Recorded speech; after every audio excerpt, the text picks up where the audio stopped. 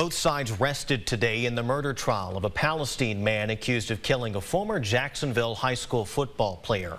Cameron Shedd is accused in the August 2020 murder of 18-year-old Tyress Gipson.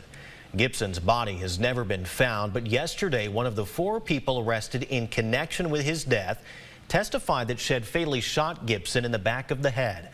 KLTV7's Avery Gorman was in the courtroom for day 3 of this trial. That's right. Today was day 3 of the capital murder trial against Cameron Shedd. Shedd is accused of murdering Tyress Gipson in August of 2020.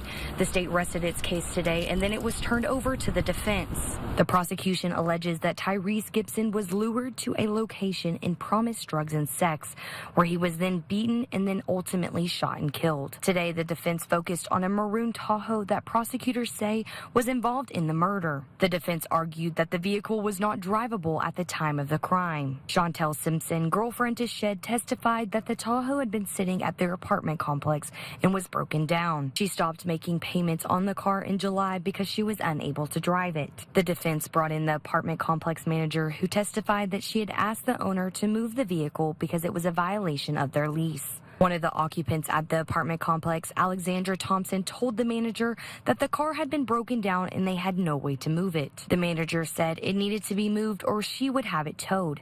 The car was then towed and removed from the property. The state asked all the witnesses who testified for the defense if any law enforcement entity had approached them about the maroon Tahoe, asked about the Tahoe, or if they had realized the Tahoe was important in the case. The defense rested their case and it went back to the state. The state called their final witness, Haley Jimenez, sister of Brianna Jimenez, who was also charged with aggravating kidnapping in the case, testified she saw her sister driving the maroon Tahoe around. The state rested again, as well as the defense. Closing arguments start here tomorrow at 9 a.m. Reporting from the Cherokee County Courthouse, Avery Gorman, KLTV 7 News.